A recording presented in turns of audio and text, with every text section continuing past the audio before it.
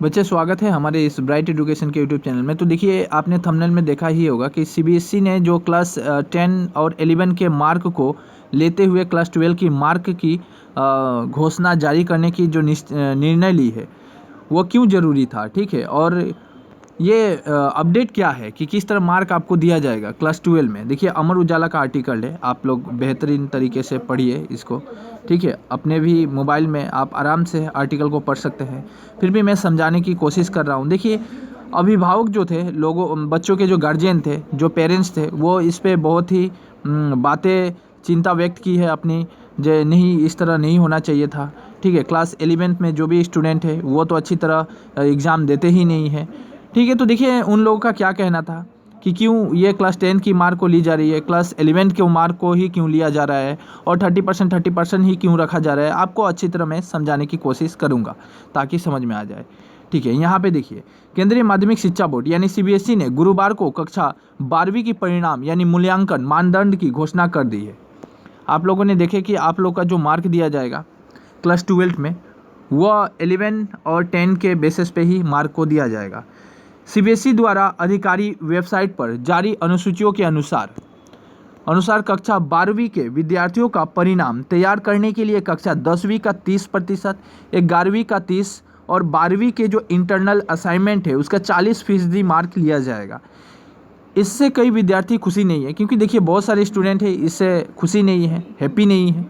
छात्रों और अभिभावकों के एक वर्ग ने भी कक्षा 11 के आंतरिक अंकों को शामिल करने पर चिंता व्यक्त किया है, क्योंकि क्लास 11 में बच्चे जो है इतनी बहुत लाइटली लेते हैं, इतनी गहराई से नहीं लेते हैं, क्योंकि ये बोर्ड एग्ज़ाम होता नहीं है। क्लास 11 को वो ज़्यादा मतलब वैल्यूएबल नहीं समझते थे बच्चे लोग भी, और इसी तरह कुछ तो बच्चे ऐसे थे जो सिर्फ एपेयर करके ही आ जाते हैं, ठीक है। उनका कहना है कि बोर्ड ने पिछले साल के अंकों को क्यों शामिल किया, केवल क्लास 12 के इंटरनल अंकों को क्यों आधार नहीं बनाया गया। देखिए अब हाँ आगे पढ़ते हैं कि क्यों रखा गया है क्लास 11 और 10 के बेसिस पे। ये बातें आपको अच्छी तरह यहाँ पे समझ में आएगी।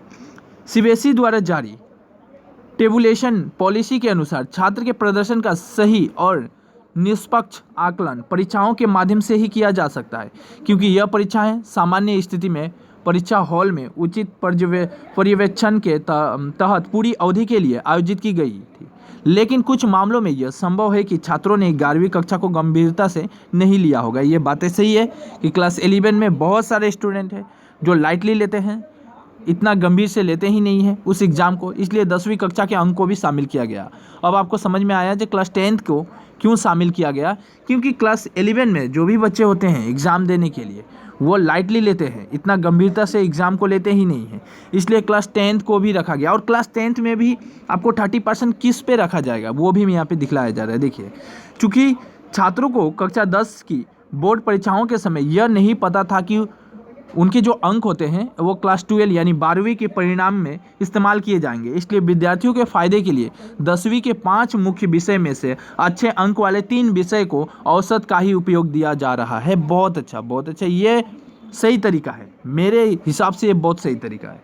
क्योंकि आपके क्लास 10 में जो 5 सब्जेक्ट है उसमें से फिर 3 सब्जेक्ट को सिर्फ लिया जाएगा, वो भी जिसमें आपका परसेंटेज ज़्यादा है, यानी आपका इंग्लिश में 60-70% है या 80% है तो उसको रखा जाएगा। मैथ्स में 70-80-90% है उसको रखा जाएगा। सोशल में ज़्यादा है उसको रखा जाएगा।